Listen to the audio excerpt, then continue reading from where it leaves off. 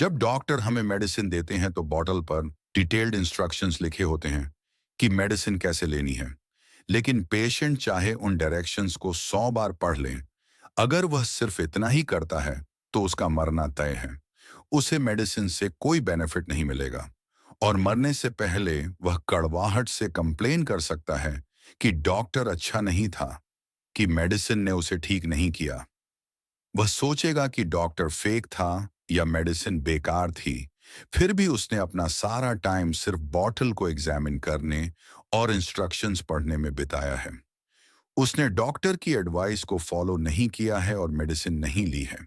हालांकि अगर पेशेंट सच में डॉक्टर की एडवाइस को फॉलो करता है और प्रिस्क्राइब तरीके से रेगुलरली मेडिसिन लेता है तो वह रिकवर हो जाएगा। और अगर वह बहुत बीमार है तो बहुत सारी मेडिसिन लेना नेसेसरी होगा। जबकि अगर वह हल्का बीमार है तो उसे पूरी तरह से ठीक करने के लिए केवल थोड़ी सी मेडिसिन की आवश्यकता होगी। जिस तरह एक बीमार पेशेंट होता है, उसी तरह हम में से हर एक को बिना किसी एक्सेप्शन के मन में डिफाइलमेंट्स हैं। जिस तरह एक डॉक्टर होता है जो इलाज देता है, उसी तरह भगवान बुद्ध माइंड के डिफाइलमेंट्स के लिए इलाज बताते हैं। जिस तरह डिटेल्ड इंस्ट्रक्शंस के साथ एक मेडिसिन की बॉटल होती है, उसी तरह सपोर्ट के रूप में धर्म है। अगर पेशेंट केवल डायरेक्शंस पढ़ता है लेकिन मेडिसिन नहीं लेता है, उसी तरह अगर कोई प्रैक्टिस किए बिना केवल टीचर्स की बातें सुनता है, तो उन्हें प्रैक्टिस का कोई फल नहीं मिलेगा और वे जन्म और मृत्यु के साइकिल में फंसे रहेंगे।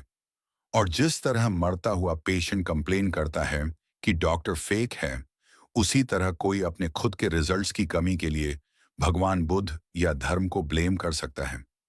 हालांकि जिस तरह वह पेशेंट रिकवर हो जाता है जो एडवाइस फॉलो करता है और रेगुलरली मेडिसिन लेता है, उसी तरह जो व्यक्ति खुद प्रैक्टिस करके भगवान बुद्ध के बताए पाथ पर चलता है, वह माइंड की डिफाइलमेंट्स को खत्म कर लेता है और एक नेचुरल स्टेट में आता है।